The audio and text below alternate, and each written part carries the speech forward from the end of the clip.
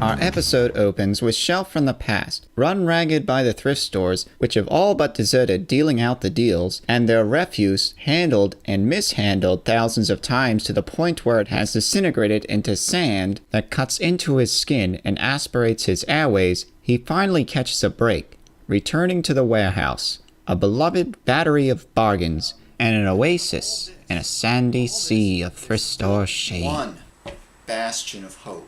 One good thrift store out there for me that cuts me the great deals. It's almost like it makes me think of like Hard Off, the Japanese.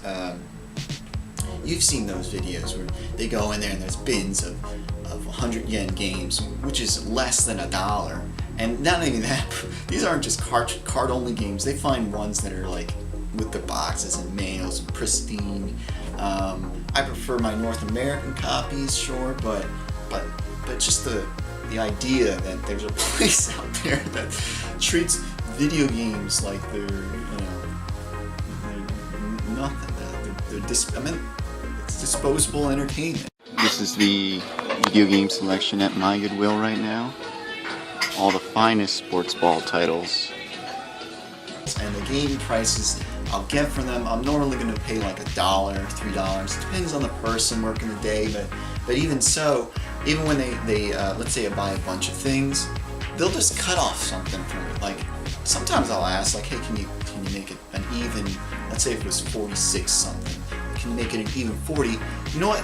He might even cut it down to 38, which is crazy. So I love this store, and that's what we're going to cover on today's episode. All finds from this store, all the amazing finds, not just like your standard. We got some good stuff here, so let's check it out.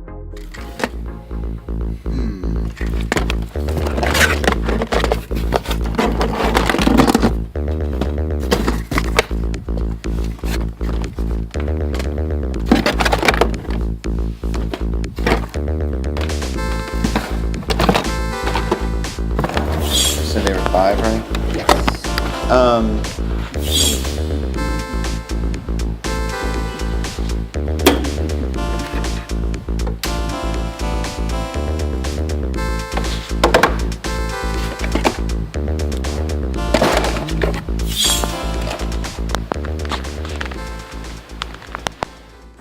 So this controller, you might not realize at first how special it is, but under closer inspection, you'll notice that it doesn't have any of the 6-axis branding on there. It's got this sticker on the back. This is an early dev,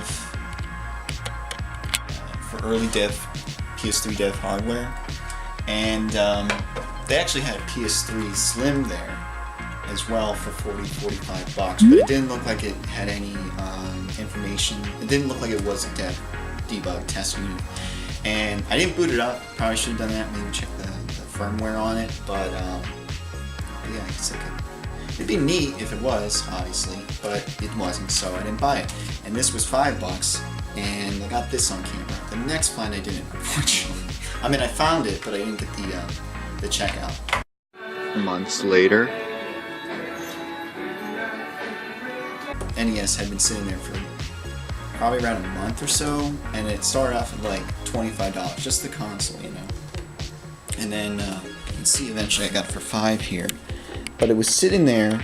The thing went down to 15, then it went down to 5, and at that point I was like, I can't ignore this anymore.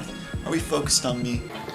Well, at least they have a GameCube, but it's the Macy's variety. I really don't like buying Nintendos anymore, just because they're really frustrating to sell.